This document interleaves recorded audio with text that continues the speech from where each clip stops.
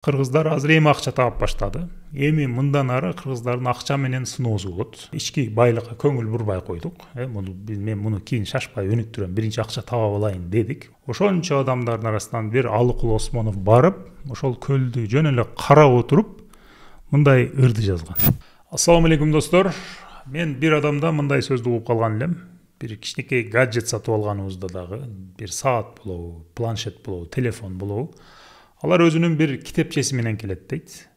Анын ичинде бул эмне, муну кантип колдонуш керек, кантип куруш керек деген суроолорго жооп, инструкция болот дейт. Ошону карап, анан муну колдонобуз дейт. Бирок бул дүйнөдөгү эң түшүнүксүз, эң кыйын гаджет, бул адам баласы деген гаджет дейт. Бир эмне үчүн ошол адам деген гаджеттин китепчесин эч ачып койбойбуз. Ошол китепчеге карап муну колдонбойбуз. Өзүбүз билгендей туш келди колдоно беребиз деген суроону сураптыр. Абдан туура суроо. Бирок эми ошол адамдын китеби кайсы китеп деген суроо жаралат да туурабы? Менде мисалы ага жооп жок. Бирок мен ошол адам деген гаджетти колдонуунун инструкцияларын, ошол жердеги суроолорго жоопторду эски китептерден издеш керек экен деп түшүндүм да.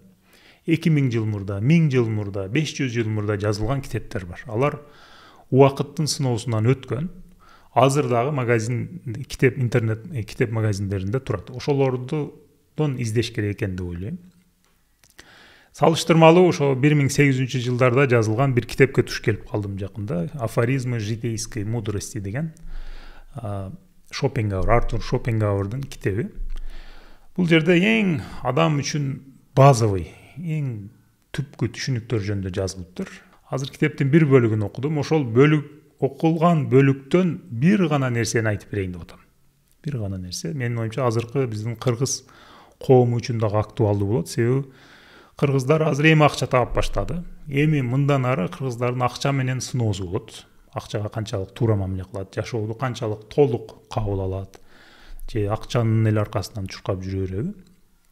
Бул киши немис киши. Мүмкүн учурунда европалыктар дагы ушундай кылган, ушундай акча менен болгон сыноосу болгон. Эгер биз ушул киши айткандай кыла турган болсок, азыр мен айтып бере турган теманы менимче туура болот. Бул кишинин айтуусу боюнча, бул дүйнөдө адам баласынын бул дүйнөгө жашоосу, тагдыры же бактысы деп койсок болот, 3 нерсеге көз каранды. Биринчиси анын ким экендиги, ички дүйнөсүнүн байлыгы жана акылы дейли.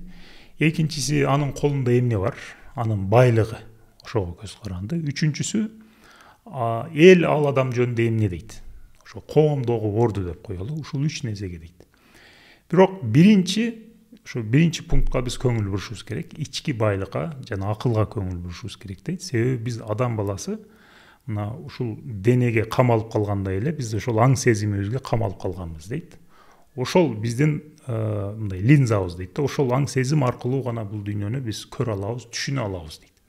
Ал аң сезим өнүкпөй калса, мындай начар линза менен бир кооз жерди карагандай эле болобуз дейт да. Ал жак канчалык кооз болбосун, биздин линзабыз начар болгон үчүн биз ал жерди толук кандуу көрө албайбыз, ал жерден рахат ала албайбыз дейт. Же ички байлыкка көңүл бурбай койдук. Мен муну кийин шашпай өнүктүрөм, биринчи акча таап алайын дедик. Ошондой адамдар дагы бар да. Кээ бир бай адамдар мындай карап көрсөң, ички дүйнөсү, акылы такыр өнүкпөй калган, бирок байып кеткен. Себеби байлык башка факторлорго дагы көз каранды. Сөзсүз эле байып кетүү үчүн абдан ички дүйнөсү терең, акылдуу болуш керек эмес экен бул дүйнөдө. Ошентип байып кетти.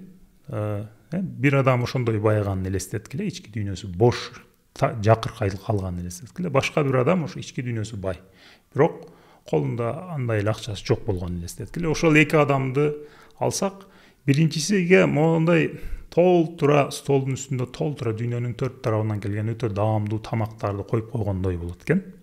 Бирок ал кишинин оозу тили даам албайт экен. Ковид учурунда тилибиз даам албай калат, же жит сезбей калат, ошондой болуп калат экен да. Бул тамактарды жеген менен аны сезбейт. Наркы тарапта бир киши жөн эле бир картошканы кууруп, ушунчалык рахат алып жеп атканын элестеткиле. Ошондо биздин ички дүйнөбүз бай болсо, акылыбыз өнүккөн болсо, биз кичинекей эле нерседен дагы көп бир рахат ала алат экенбиз. Көп өтө бай бир жашоо жашайт экенбиз да. Бул жерде сырткы ошол бир роскошный жашоо жашап жүргөн бир тупица дейт. Жана түрмөдө Дон Кихотту жазып отурган Сервантес дейт. Ошо Сервантес түрмөдө отуруп ошо Дон Кихотту жазып атып, жана роскошный жашоо жашаган тупицага караганда дейт, бай жашоо жашайт дейт да. Же биздин кыргыз коомунан мисал келтирсек, мына баарыбыз ысык көлгө барып атабыз, баарыбыз ысык көлгө барып, сууга түшүп салкындап келип атабыз. 100 миңдеген адамдар. Бирок ошончо адамдардын арасынан бир Алыкул Осмонов барып, ошол көлдү жөн эле карап отуруп, мындай ырды жазган. Ысык көл кээде тынчта, кээде толкун. Толкуса, толкунуңа тең ортокмун. Турмушта канча жолдош күтсөм дагы, бир сырлуу мындай жолдош күткөн жокмун. Дагы толтура куплеттер бар. Ушул сөздөрдү ошол көлдү карап отуруп жазган да. Себеби ал жөн эле көлдү карап отуруп, ушунчалык бай бир жашоо жашаган.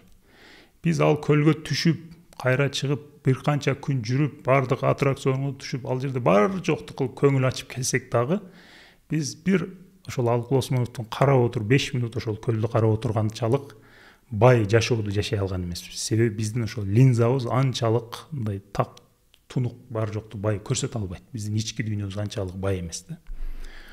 Кыскасы биз ошол ички дүйнөбүз көрө алганчалык көрөт экенбиз, сезе алганчалык көрөт экенбиз, жашай алганчалык жашайт экенбиз. Эгер аны таштап кое турган болсок, биз сырттан бар жокту издей берип, бул дүйнөдө жөн эле өмүрүбүздү коротот экенбиз. Ошентип ички дүйнөсүн калтырып койгон адамдардын, бирок байып кеткен адамдардын күн сайын күрөшкөн бир нерсеси болот экен, бул зеригүү, скука. Ошо зеригүү, бүгүн эмне кылсам экен, бүгүн кантип өзүм көңүлүмдү ачсам экен, бүгүн ушул зеригүүдү кантип жеңсем экен деп отуруп, алар дагы бир көңүл ачууга барат экен, дагы бир нерсе сатып алат экен, дагы жаңы машина алмаштырат экен, чоңураак үйгө көчөт экен деп отуруп, ошо сырттан издей берет экен да бар жокту. Муну өзүнүн сөзү менен мындай угуп берейин силерге. Нормальный средний человек вынужден искать жизненных наслаждений вне себя, дейт. В имуществе, в чине, жене и детях, друзьях, в обществе. И на них воздвигает свое счастье. Поэтому счастье рушится, если он их теряет или в них обманывается. Его положение можно выразить формулой «центр его тяжести вне его». Поэтому его желания и капризы постоянно меняются, если позволяют средства. Он то покупает дачу, лошадей, то устраивает празднества и поездки. Вообще ведет широкую жизнь. Удовольствие он ищет во всем окружающем вовне, подобно больному, надеющемуся в бульоне и лекарствах найти здоровье. Кыскасы, бар жокту сырттан издей берип, өмүрүн коротот экен да. Ошон үчүн могу ички байлыкты биринчи орунга коюшубуз керек экен. Ички байлыкты эле сырткы байлыкты да таштап коюш керек деген маанайда айтпай атам. Экөөнү бирге алып кетиш керек да. Ошондо менин оюмча биз могул жаңы, биз үчүн жаңы башталган системаны туура түшүнөбүз, туура жашайбыз. Буга чейинки адамдар кылган каталарды кылбайбыз. Азыр эми адамдардын жашоосун да карап турсаң, бар жок деле ошо сырткы байлыкка эле байлап салгандай болуп атат да. Же адамдардын көзүндө өзүн мындай эме жогору көтөргөнгө ошол экинчи жана үчүнчү пункттун эле аркасынан чуркап атып, биринчи пункт өзүнө көңүл бурбай койгондой сезилип атат. Ошондой кылбашыбыз керек экен. Бул китепте жазылган бир эле нерсе, достор. Башта эң биринчи сөздөр, биринчи беттер ушул жөнүндө болгон. Мындан сырткары дагы толтура өтө курч ушундай сөздөр бар. Эгер силер дагы дүйнөнүн 0,0001% гана кирсеңер, китеп окуган адам болсоңор, изденген адам болсоңор, ол гаджетти кантип колдонсом экен деп ойлонгон адам болсоңор, анда ошо кийинки китеп катары ушул китепке дагы бир көз атып койсоңор болот.